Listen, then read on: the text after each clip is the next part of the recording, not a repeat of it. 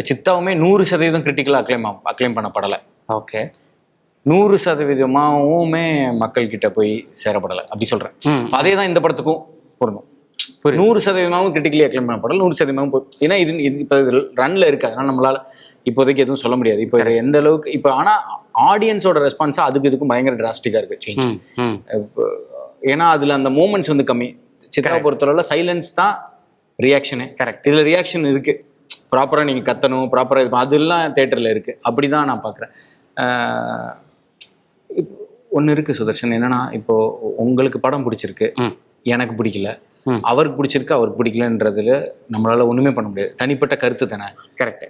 அப்படிதான் நான் கிரிட்டிக்கோட கருத்தை பார்க்குறேன். அவங்க ஒரு லார்ஜர் ஆடியன்ஸை ரெப்ரசென்ட் பண்றாங்களான்னு என்கிட்ட கேட்டால் அது ஐ டவுட் தட். புரியுதுல நான் சொல்றேன். இப்போ எனக்கு பிடிச்சிருக்குன்னா என் அசிஸ்டன்ட் டைரக்டர்ஸ் 10 பேருக்கும் பிடிக்குமான்றதே தெரியலங்கிறேன். 2 பேருக்கு பிடிக்கலாம், மித்த 8 பேருக்கு பிடிக்காம இருக்கலாம், ஆறு 5 பேருக்கு பிடிக்கலாம். அதனால அவங்க ஒரு ஆள் நல்லதோ கெட்டதோ ஒரு கிரிட்டிக்கா ஒரு விஷயத்தை எடுத்து வைக்கிறவங்க அவங்க மட்டுமே சொசைட்டியோட ரெப்ரசன்டேஷனா நான் அதை பார்க்கறது இல்லை. ரைட். ஸோ